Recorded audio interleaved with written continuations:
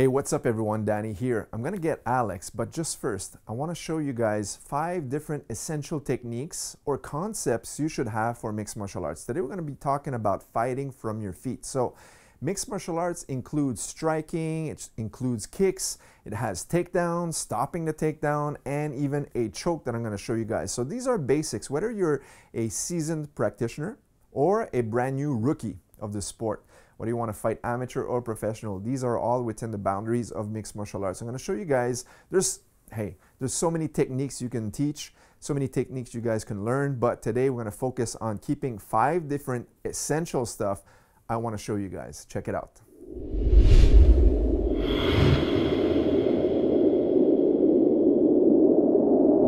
All right, so here we are on the mat. I want to show you guys 5 of the essential things. I say essential, but they're basic. Anything could be essential. All of the techniques that we have in the curriculum are essential, but I'm going to show 5 basic ones. All right. So if you're starting out in mixed martial arts and you're a practitioner, you've done Muay Thai, you've done boxing, kickboxing, you've done Jiu-Jitsu, grappling, Sambo, it doesn't really matter, and you want to start to mix things up. So the first thing I want to cover is striking. So the first 2 punches that I believe you should have for mixed martial arts are the straight punches.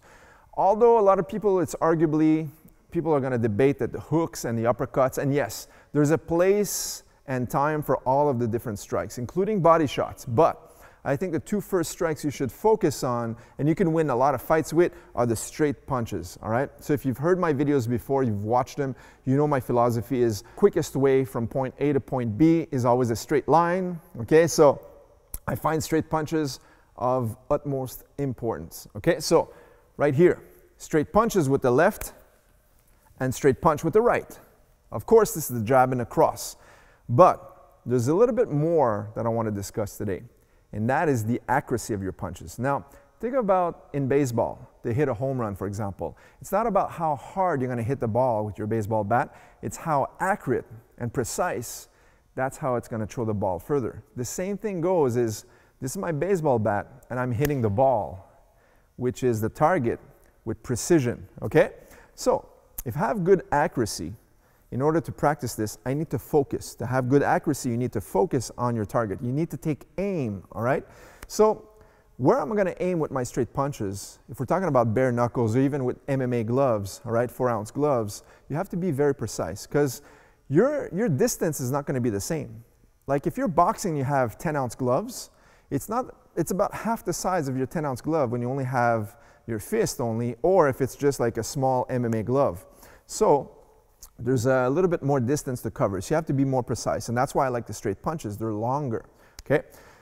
The target that you're going to aim for your strikes is always from the base of the chin to the bridge of the nose. All right? So base of the chin to the bridge of the nose. I call that the strike zone. Base of the chin to the bridge of the nose and then to the cheeks. All right? So that square right here is your strike zone, and that's where you should take aim every time you punch. So how you train this with a training partner is you always visualize that target, but you don't hit it, right? So you're here,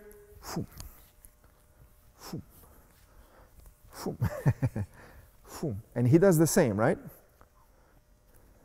That's it. He wants to visualize where the knuckles are going to make contact. So you want to aim for the bullseye, which is the chin. That's what we call the button. And if I duck down like this, you're going to hit me on the bridge of the nose instead. If I move my head up, you'll strike me right into the neck or onto the clavicles. All right, so that's going to also injure the opponent. So now, that's the strike zone I want to talk about today. So now if you're solo and you're practicing, there's the heavy bag. You don't have a training partner for the focus mitts. You should always practice your straight punches in solo drills, all right? So how do you do that? Just like we talked about today. I'm visualizing my strike zone. So now when I shadow box it, he does the same.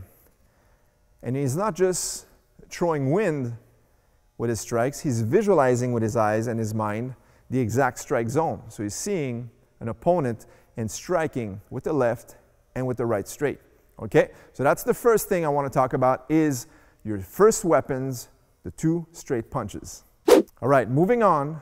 The second thing are kicks, okay? So the kicks, there's many different kicks. We have our frontal kicks, side kicks, circular kicks, spinning kicks, and jumping kicks, right? But I find the basics are the most important ones. And in MMA, the basic kick should always be the low kick or low kicks, because we're going to go outside and inside as well. All right, so basically all we're going to do is this. I'm going to go hitting the target and hitting the target. He does the same, touching the target and touching the target. Now, when you're solo and we're practicing this alone, we should always focus on that target, meaning the outside of the quadricep or on the inside of the quadricep. All right? So if he tries this, he's going to throw outside kick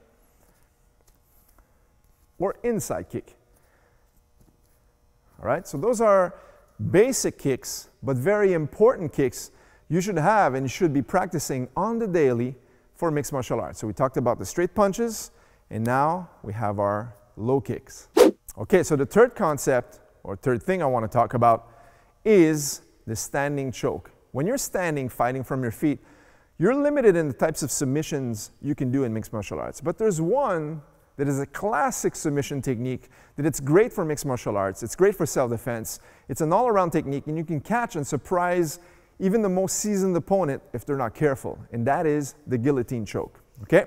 So the guillotine choke, let's do it from this side, Alex, is no matter when your opponent's head is lower than your shoulder, that's when you should capitalize for the guillotine choke. So basic application of the guillotine choke is when his head is lower than my armpit, my arm is going to find its way around his neck and all the way through. And I want to use the wrist bone right underneath his chin.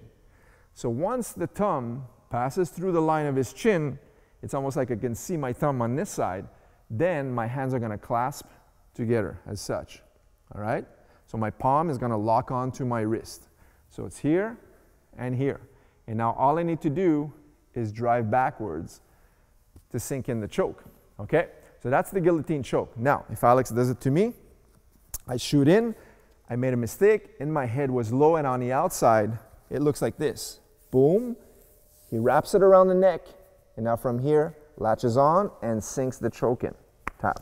Okay? That is the basic guillotine choke.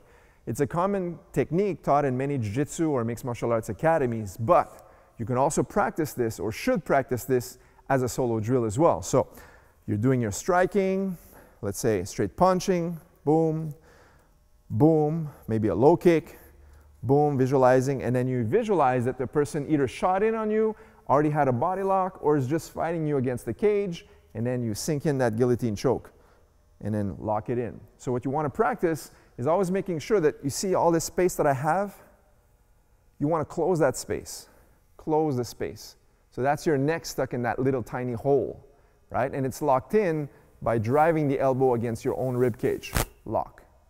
And now as you step forward and you drive your hips, that sinks in the guillotine choke. All right? So that's the third thing I wanted to talk about today for mixed martial arts. All right, number 4 is a must. Takedown. You want to take the fight to the ground. As a submission fighter, you want to be able to submit your opponent. All right, it's very important to have good strikes because in today's MMA game, if you don't have a well-rounded athlete or if you're not a well-rounded fighter, you're going to suffer at one point in the fight. All right, so now we've talked about basic strikes. We talked about a basic submission, very efficient submission hold on your feet. Now, if we want to take it to the ground, we must have a shot. I say a shot because I don't want to say the word double leg takedown, because a shot will set up most takedowns.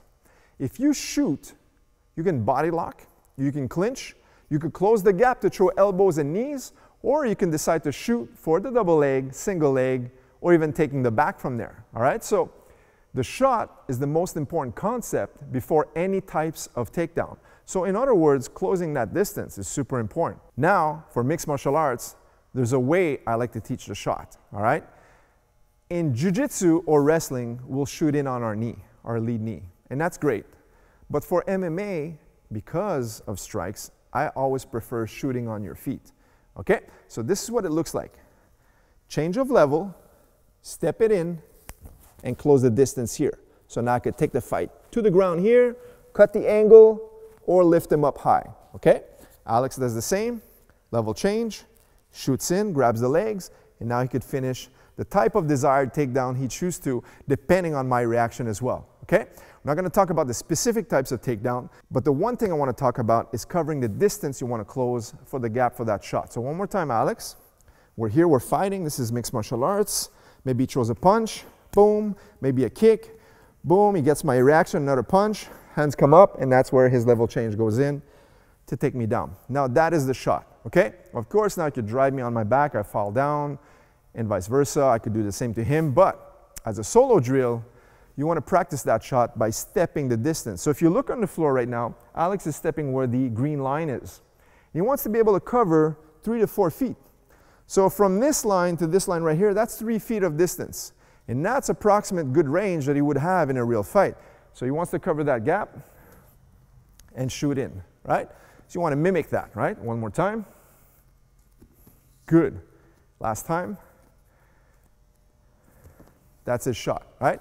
So this is an important concept, the shot. Not a double leg, not a single. Shooting in, that way there you can choose to body lock, single or double, but to take the fight to the ground, or at least maybe just to close the distance and bring your opponent against the fence, where you can unleash an array of different techniques such as elbows and knees. All right, let's move on to the last technique to wrap this video up. Technique number 5, or concept number 5, is going to be how to stop my shot.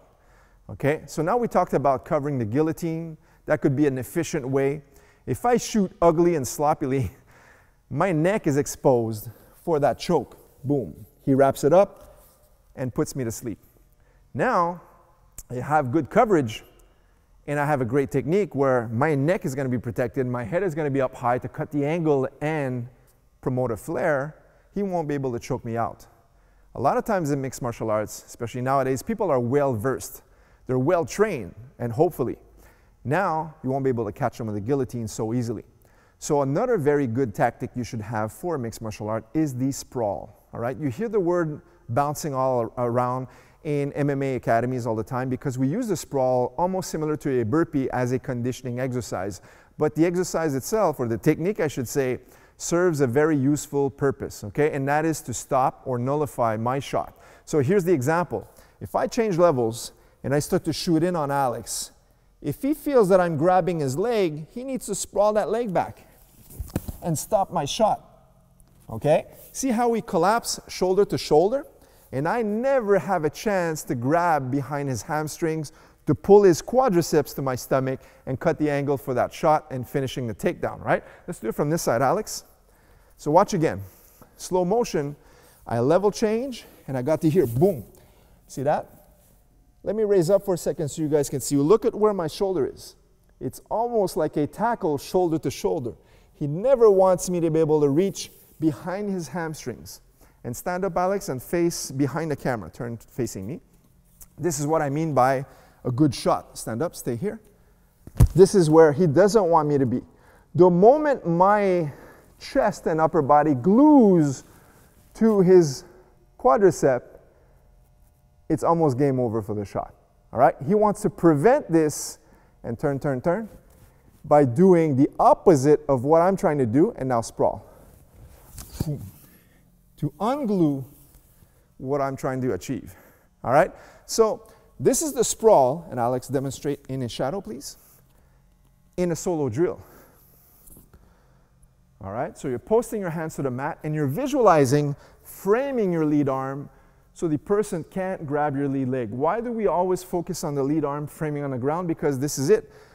This is the leg that I'm going to be catching first. The front leg is always the most exposed leg. So he wants to frame that and not let me grab that leg. And if you notice from the side, when he sprawls, that lead leg goes behind. Once again, boom. And that is a perfect execution of a sprawl. Very good, Alex.